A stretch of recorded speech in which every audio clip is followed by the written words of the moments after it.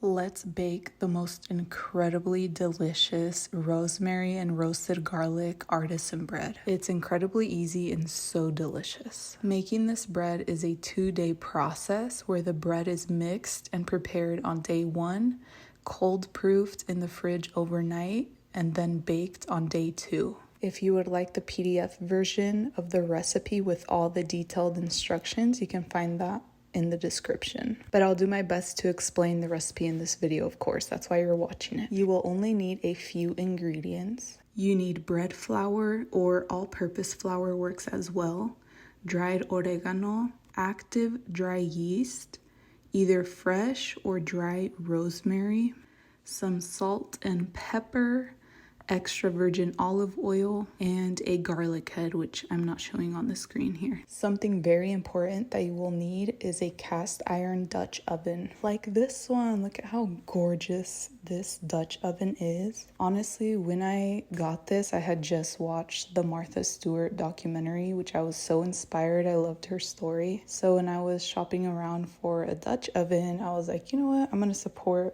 her brand for the very first time. And it's so beautiful. It's worth the investment if you plan on making breads and other things that you can make in this. These cast iron Dutch ovens can run you up to they start at around $45, $50, $55, and it just keeps going up. I believe this one was about $45 or $50 through Walmart, by the way, because if you get this on Amazon, they run up the price on there, just so you know. All right, let's get into it. The very first thing is that you want to roast your garlic head. You do this by slicing the garlic head in half. Drizzle the exposed cloves with olive oil and season with salt and pepper. Wrap it in foil and roast it on a baking sheet at 400 Fahrenheit degrees or 204 degrees Celsius. You want to roast this for 40 minutes. Yes, 40 minutes. I know you have to be patient with this recipe, to be honest, but it is so worth it. The roasted garlic gives it such a beautiful flavor. Roasting garlic like this to make soup is also incredible. Like I said, it adds such pop of flavor. So of course, make sure that you preheat your oven before doing so. Once the 40 minutes is up, you want to let the garlic head cool. We will remove the cloves from the skin later on. Okay, so now in a separate bowl, you want to sprinkle 1 teaspoon of active dry yeast along with 1 1/2 cups of water at room temperature. You can slightly warm up the water if you need to, just very slightly. Now let this bowl sit for 10 to 15 minutes. Go ahead and check if your garlic head has cooled down. Honestly, it kind of takes a while to cool down. You want to unwrap it from the foil, and we are going to remove the cloves from the skin and set that aside. We want all that juiciness from the inside. That roasted garlic, of course, that is the flavor that we are going for. By the way, this step is completely optional. You can totally make this bread without the roasted garlic, but it's just so much better with it. Ooh, look at this garlic. So just do this as I am doing here on the screen. It will be a little messy. Once you squeeze it out, you want to chop it up a little. By the way, you will know when your garlic is completely roasted if it comes out of the skin very easily. If you squeeze it down and it comes out, that's how you know that it is ready, okay? As I mentioned in the beginning, you can either use fresh or dry rosemary. I went ahead and used fresh. If using fresh rosemary, you want to use 2 teaspoons of it finely chopped. If you're using dry rosemary, I would suggest 1 teaspoon because when the herb is dry, it is a lot more stronger. Chop it up, finely chop it up because this is going to go inside of the bread. You also want to set some aside to sprinkle on top of the bread. As we are waiting for the yeast mixtures to sit for 10 to 15 minutes, we are going to gather a separate bowl and mix all of our dry ingredients. This includes 3 cups of bread or all-purpose flour, 1/2 teaspoon of dried oregano, 1 teaspoon of kosher or fine sea salt, 2 teaspoons of your finely chopped rosemary. And honestly, you can add a little extra if you want more of that flavor in there. It's really up to you. You will also need some more flour later on for the dusting process. So using a hand whisk, just whisk this all up, all those dry ingredients, make sure that they're all fully mixed up, okay? As I was saying at the beginning, this recipe is a 2-day process. What that looks like is, for example, Saturday morning, you roast the garlic, mix the dough, cover it and let it rise. Then Saturday afternoon or evening, you shape the dough,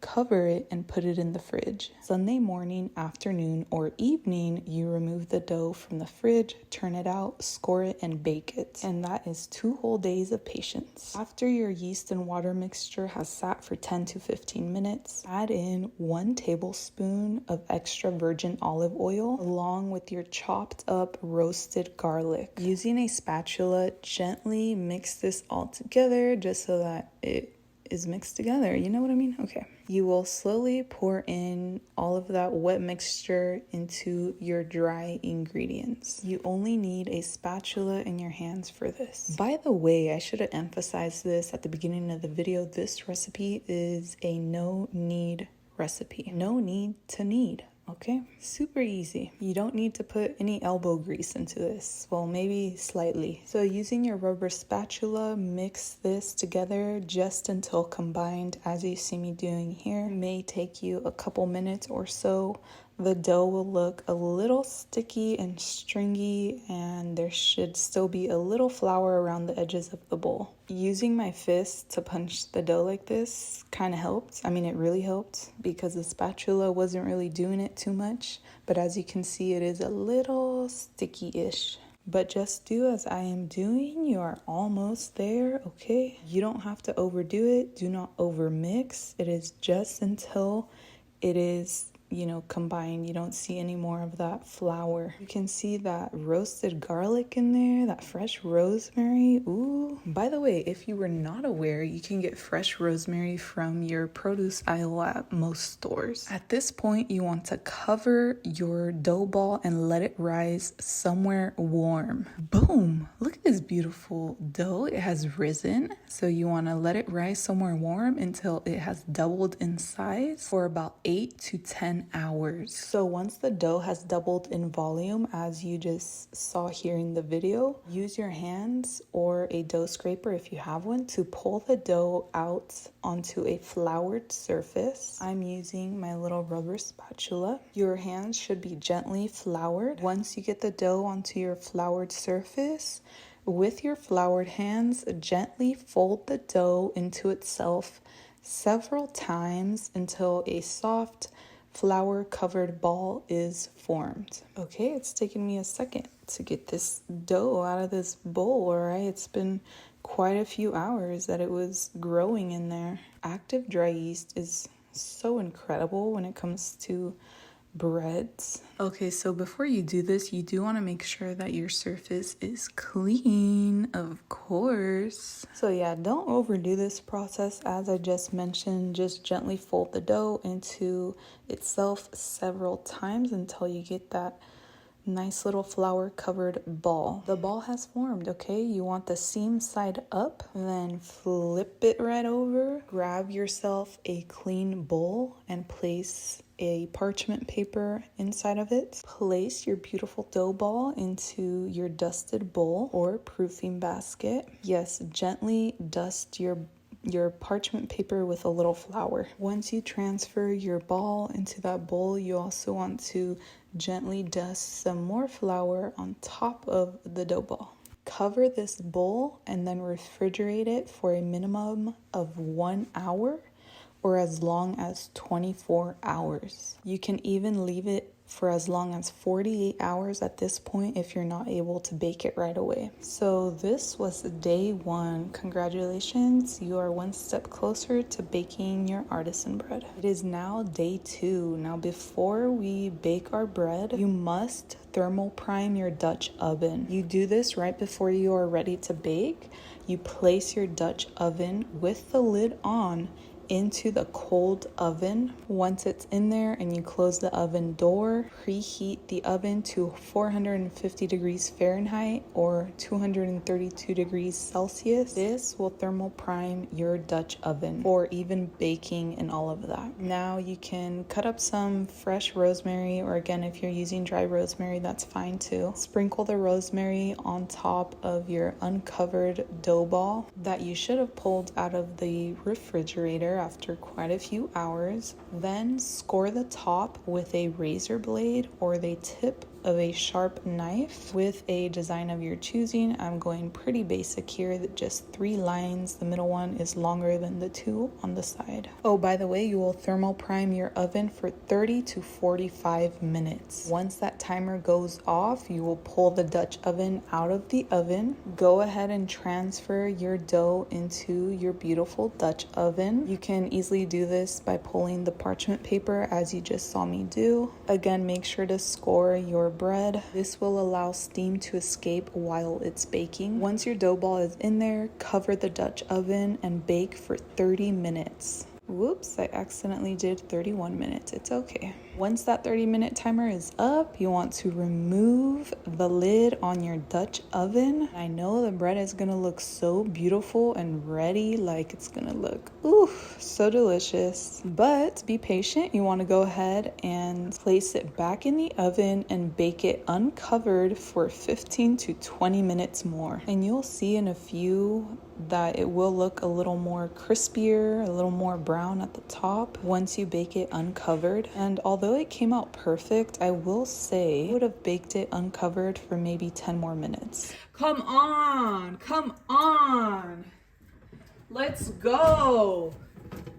Let's go. Ah! We made our first bread. Garlic, rosemary. Ooh.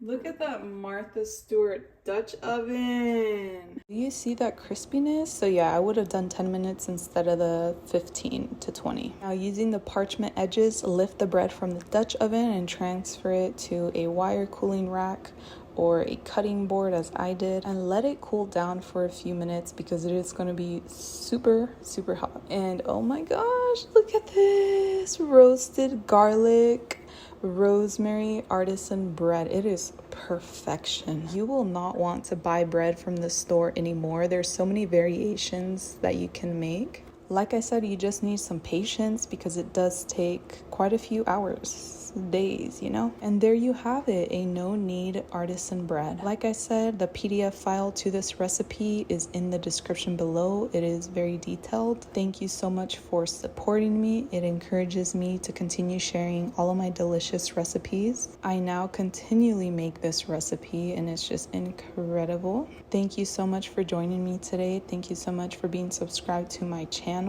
Drop a comment below if you gave this recipe a try, if you have any questions or comments. This bread paired so well with this cheddar broccoli soup. I'm telling you, every season is soup season, okay? I have so many more baking recipes on my channel. Please make sure to stay tuned, subscribe. I look forward to sharing so many more recipes with you all. Also, make sure to check out my other main YouTube channel. It is very educational. The links are all in the description below. Peace.